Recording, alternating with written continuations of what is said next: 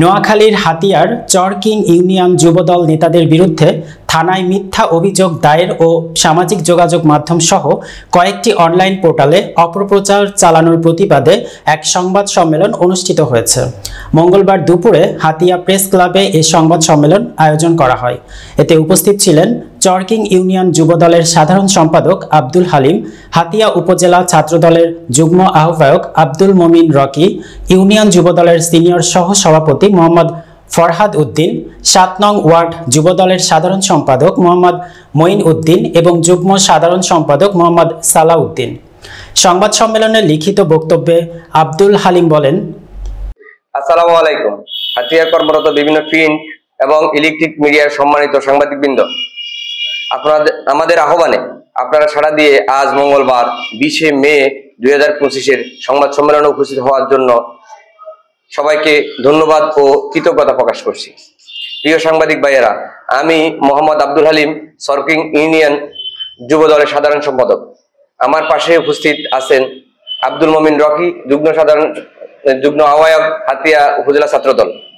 উপস্থিত আছেন মোহাম্মদ ফরহাদ উদ্দিন, সিনিয়র সহসভাপতি চরকিং ইউনিয়ন যুবদল, মোহাম্মদ মঈন উদ্দিন, সাধারণ সম্পাদক চরকিং ইউনিয়ন ৭ নং ওয়ার্ড যুবদল, মোহাম্মদ সালাউদ্দিন, চরকিং ইউনিয়ন ৭ নং ওয়ার্ড যুগ্ম সাধারণ সম্পাদক যুবদল।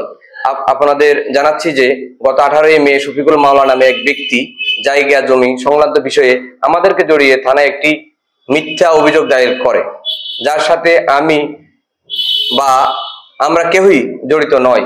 একটি স্বার্থান্বেষী মহল তাদের হীন রাজনৈতিক স্বার্থ চরিতার্থ করার জন্য আমি ও আমাদের প্রিয় সংগঠন বাংলাদেশ জাতীয়তাবাদী যুবদল ও বাংলাদেশ জাতীয়তাবাদী ছাত্র দলের সম্মান ক্ষুণ্ণ করার উদ্দেশ্যে অন্যায় প্ররোচনায় মিথ্যা অভিযোগ দায়ের করে।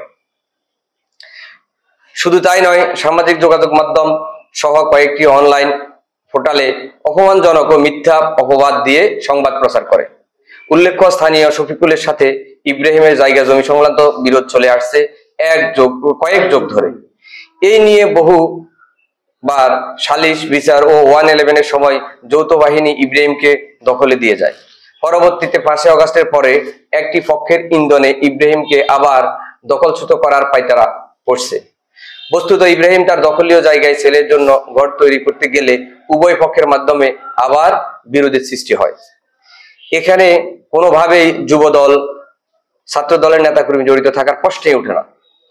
গতকাল সোমবার হাতিয়া থানার এসআই অভিজিৎ বড়ুয়া সরেজমিনে তদন্ত করে আসেন।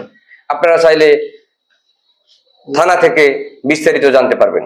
প্রিয় সাংবাদিক ভাইয়েরা, আমি এবং আমরা এই মিথ্যা অভিযোগ নিয়ে মান সম্মান ও দলীয় ভাবমূর্তি ক্ষুণ্ণ করার অপরাধে অভিযুক্ত ও ইন্ধনদাতাদের কঠিন বিচার দাবি করছি। সেখানে